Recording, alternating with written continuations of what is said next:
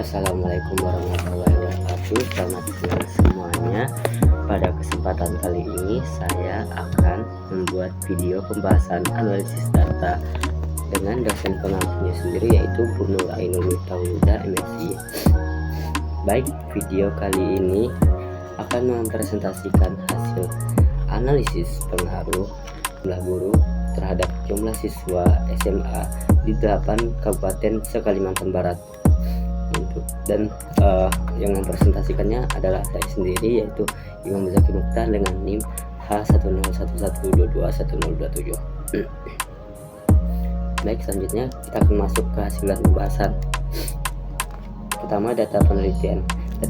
Data penelitian ini adalah data jumlah guru dan jumlah siswa di 114 kecamatan pada 8 kabupaten se-Kalimantan Barat, yaitu kabupatennya Kabupaten Ketapang, Kabupaten Kayong Utara, Kabupaten Bengkayang, Kabupaten Landak, Kabupaten Sanggau, Skadau, Sintang, dan Kabupaten Kapuasulu.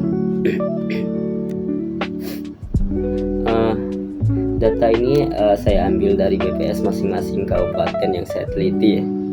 Untuk variabelnya, variabel jumlah guru menjadi variabel X atau variabel independennya, dan variabel jumlah siswa menjadi variabel Y atau variabel dependennya.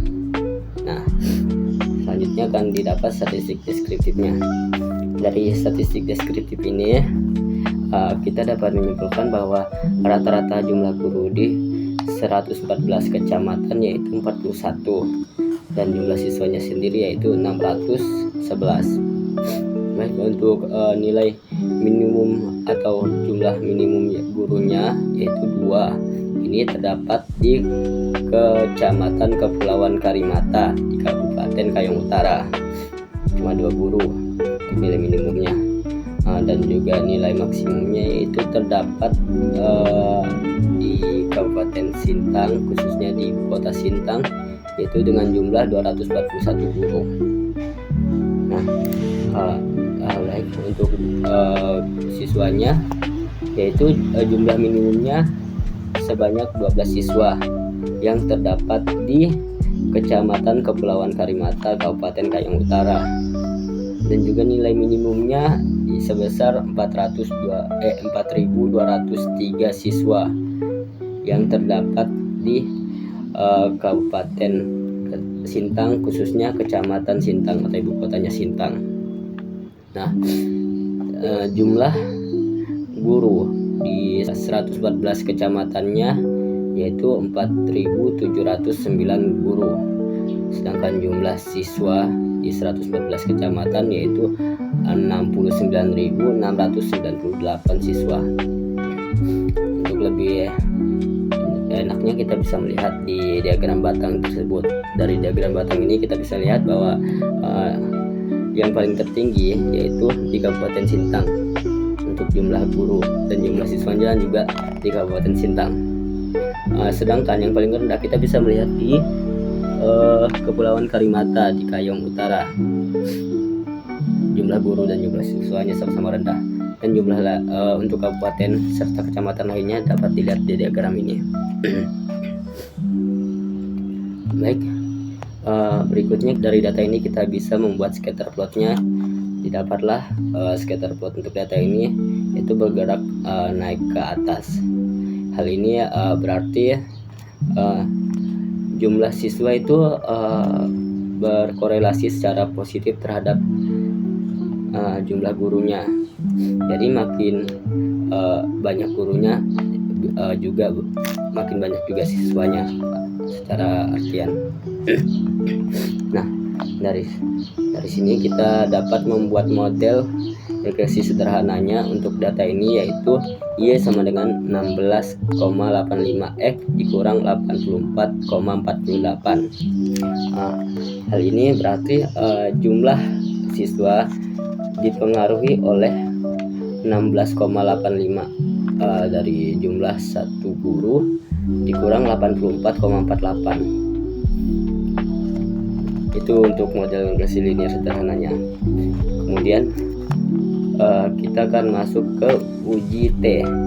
Di sini untuk menguji seberapa signifikannya atau seberapa berpengaruhnya secara signifikan variabel jumlah guru terhadap jumlah siswanya.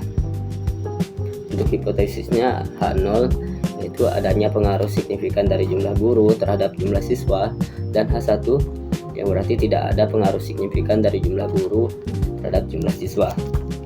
Dasar pengambilan keputusan untuk uji T-nya yaitu terima H0 jika p-value-nya kecil dari alfa, sedangkan alfa yang kita pakai adalah 0,05 atau kepercayaan 95%. Jadi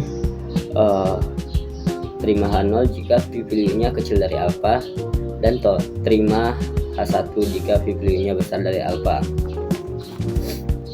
Nah, didapat untuk tabel hasil uji T-nya yaitu p-value-nya sebesar 2 dikali 10 pangkat min 16, yang berarti ini lebih kecil daripada 0,05, sehingga kita bisa menerima H0 yang berarti adanya pengaruh signifikan dari jumlah guru terhadap jumlah siswa pada data ini.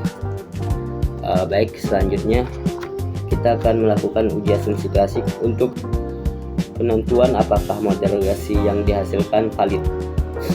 Pertama ada uji normalitas untuk melihat sebaran data berdistribusi normal. Untuk hipotesisnya yaitu H0 jika data berdistribusi normal dan H1 jika data tidak berdistribusi normal. Nah, pada kali ini menggunakan uji Kolmogorov-Smirnov dengan pengambilan keputusan yaitu terima H0 jika nilai p-value besar dari alfa atau 0,05, dan terima H1 jika nilai p-value kecil dari alfa. Nah, dapat tabel uji Kolmogorov-Smirnov yaitu p-value-nya besar 0,1482, di mana ini lebih besar daripada 0,05, sehingga data pada penelitian ini berdistribusi normal. Baik, selanjutnya uji autokorelasi untuk menguji apakah data ini menunjukkan suatu pola deret waktu. Jika iya, maka data ini tidak acak, sehingga pada uji ini kita harus membuktikan bahwa ini bebas dari uji autokorelasi. Untuk hipotesisnya yang pertama H0 jika data bebas dari autokorelasi, dan H1 jika data mengalami autokorelasi. Dasar pengambilan keputusannya yaitu dengan uji Darwin-Watson. Pertama bisa melihat dari p-value-nya, terima H0 jika p-value-nya besar dari 0,05, dan tolak H0 atau terima H1 jika p-value-nya kecil daripada 0,05. Jika melihat dari nilai DW-nya, kita bisa melihat jika nilai DW-nya itu di antara nilai DU dan nilai 4 min DU, maka terima H0. Dan jika nilai DW-nya itu kecil daripada DL atau DW juga besar daripada 4 min DL, maka yang diterima H1.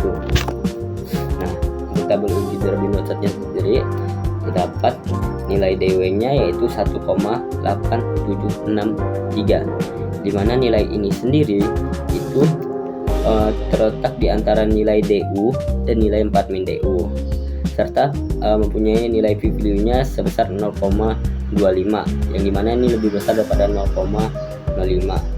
Jadi pada data ini sudah bebas dari autokorelasi karena nilainya sudah besar daripada 0,5 dan DW-nya juga terletak di antara DU dan 4 min DU.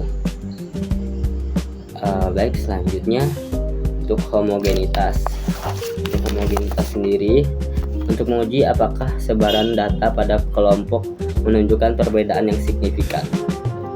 Nah, untuk hipotesisnya sendiri yang pertama terdapat homogenitas pada data jika H0, dan H1 jika tidak terdapat homogenitas pada data.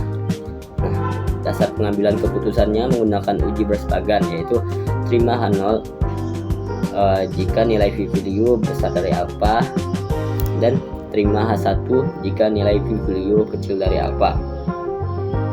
Nah, didapatlah tabel uji Berspagannya yaitu nilai p-value-nya adalah 5,331 dikali 10 pangkat min 9. Nah, nilai ini sendiri itu lebih kecil daripada 0,05 atau alfa, sehingga tidak terdapat homogenitas pada data. Nah, jadi data ini tidak terdapat homogenitas. Hal ini sebenarnya wajar mengingat bahwa sebaran jumlah siswa dan jumlah guru cenderung menampilkan perbedaan antara kecamatan yang termasuk golongan pelosok dengan kecamatan yang merupakan ibu kota kabupaten itu sendiri. Jadi masih bisa dibilang wajar karena ada punya perbedaan. Nah, dari ketiga uji asumsi klasik ini, maka data ini atau penelitian ini dapat menjadi model regresi yang valid dan dijadikan acuan. Nah, kemudian kita masuk ke uji koefisien determinasi, di mana uji koefisien determinasi sendiri adalah untuk menguji seberapa berpengaruhnya model regresi yang diteliti saat ini.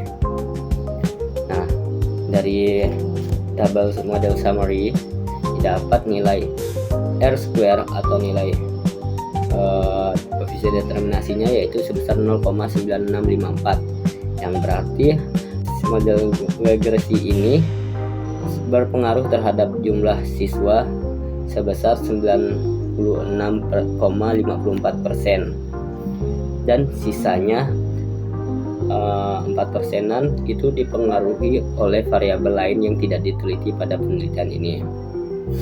Nah, jadi penelitian ini berpengaruh sebesar 96,5% dengan model regresinya yaitu Y sama dengan 16,85 X min 84,48. Jadi mungkin sekian untuk presentasi mengenai hasil dan pembahasan analisis pengaruh jumlah guru terhadap jumlah siswa SMA di 8 kabupaten se-Kalimantan Barat. Untuk kurang dan lebihnya saya mohon maaf. Terima kasih sebelumnya. Wassalamualaikum warahmatullahi wabarakatuh.